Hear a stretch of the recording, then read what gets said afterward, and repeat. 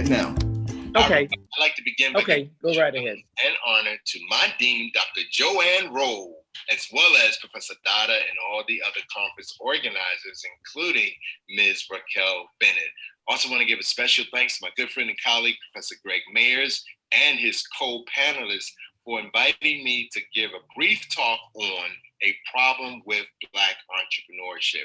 And the problem is that when we look throughout the United States, throughout Africa, and throughout the Caribbean, what the data show is that Blacks have both the lowest and the highest rates of entrepreneurship compared to all or most other racial or ethnic groups.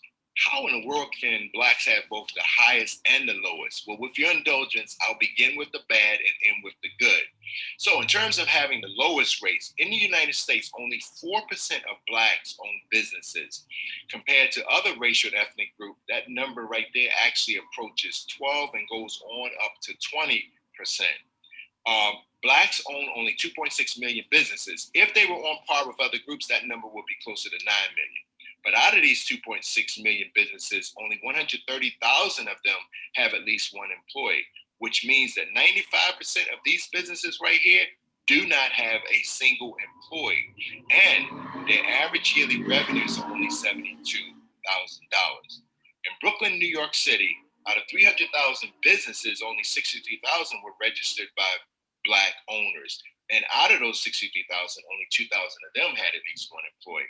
And what this is showing is that in our backyard, the lion's share of Black business owners are single person, small firms. When we look throughout New York City and the 5 boroughs, in spite of Blacks comprising 20% of the population, they own only 3.5% of the businesses there.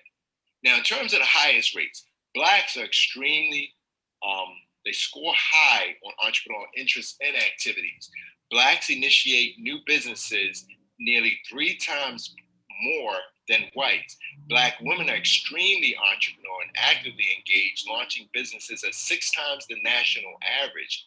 Blacks are more likely to start a business than whites and Asian, and so forth. Even Black youth are more interested in launching a business. And these are all stats from national research endeavors, as well as a lot of global databases.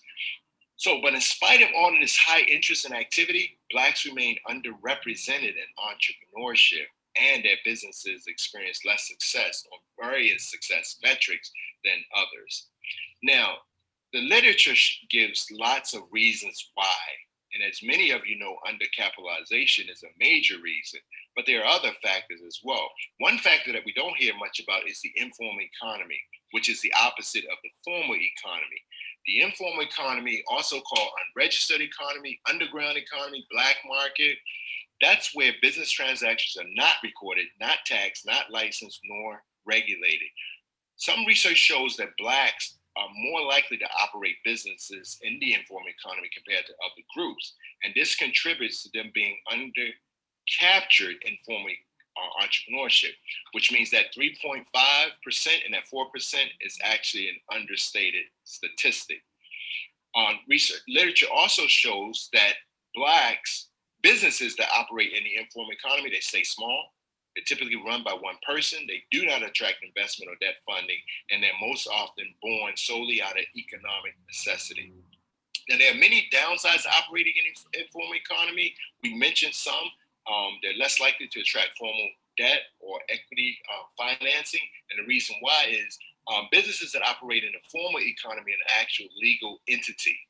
So they're a thing, a noun, whereas businesses that operate in the informal economy are a verb, an action. It's something a business does, and therefore it cannot attract investment or debt financing unless it converts over.